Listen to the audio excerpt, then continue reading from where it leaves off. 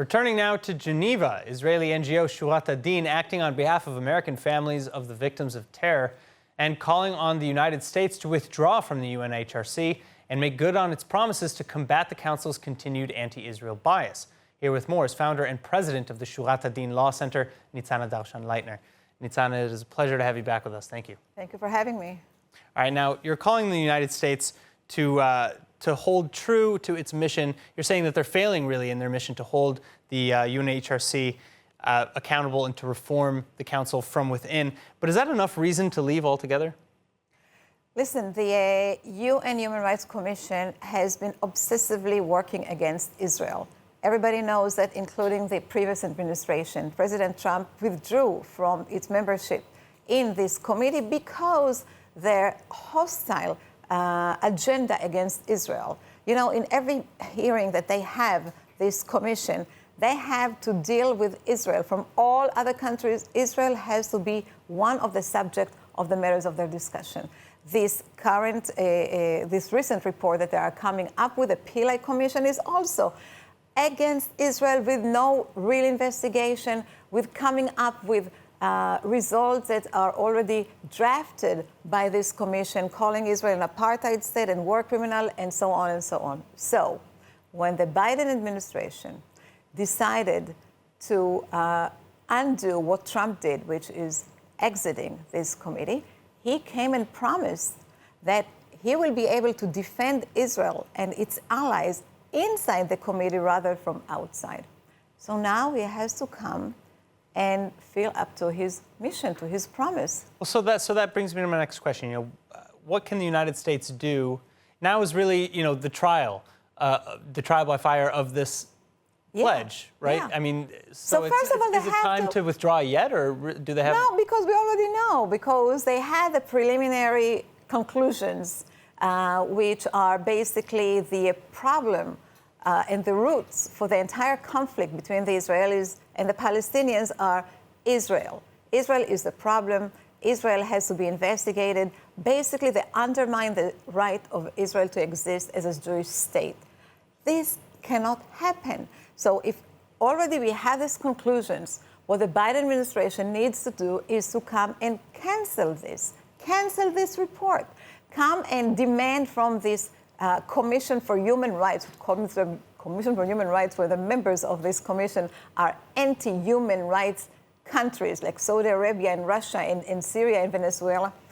Come and tell them to change their entire work when it comes to Israel. Cancel Agenda 7. Cancel their obsessive hatred against Israel. If the United States fails in its mission, in its stated mission to reform or take some sort of action against the UNHRC, is Shurat Hadin in any sort of position to take action against the United States or the Biden administration? Not in particular. We are considering approaching this observing body in the United States that's supposed to supervise anti-Semitism and to fight against anti-Semitism. Perhaps they have the power to come and investigate the UN Human Rights Commission. In the end of the day, this commission's reports year after year against Israel considered to be anti-Semite because they don't relate to other countries as they relate to Israel. There are a lot of countries that are accused with human rights violations, and yet they focus totally only on Israel. This is called anti-Semitism, and it has to be investigated. Also, what the United States need to do is to refund the UN. In the end, the United States is the biggest funder for the UN, the biggest funder for the UN Human Rights Commission. Let them come and say, we no longer give you money, or get out of New York, or take any not extreme step, because these are very reasonable steps against a body that constantly is working against Israel, the only democracy in the Middle East. So, I mean, again, what can the United States, you just kind of outlined some of those things, rather, what can Shurat Hadin do to maybe pressure this council, or what can the UN do to reform this council? Maybe place some minimum bar measurements for some of the council members to pass, because as you said, many of them are human rights abuses themselves. Right. It's not only in United States hands.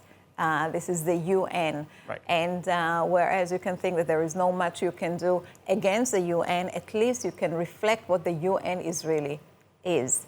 And what Shurat Hadin did in Geneva last week, when the Human Rights Report came out with this inquiry, we just compared them to those who want to destroy the Jewish state, the terror organization. We came up, students and soldiers from Israel stood before the UN building and demonstrated and protested, dressed up as terrorists, dressed up with ski masks and uniforms and the green clothes that they have, and big mask of Yahya Sinwar, The head of Hamas. the head of Hamas.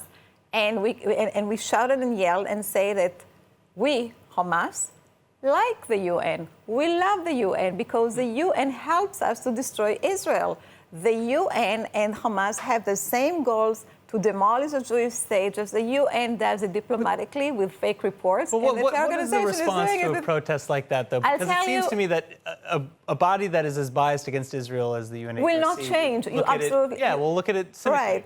Will not change. However, the media and the public, through the eyes of the media, looks at it differently. Nitsana Darshan-Leitner from Shurat Hadin, thank you so much again. My pleasure. Thank you for reminding me.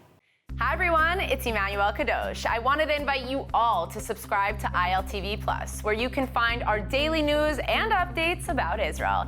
And not only that, but live feeds, entertainment, our kosher food show, and so much more. Needless to say, your subscription to ILTV Plus helps us grow and create more content while also supporting the state of Israel. Our app is available on all platforms and devices, so I'll see you guys there.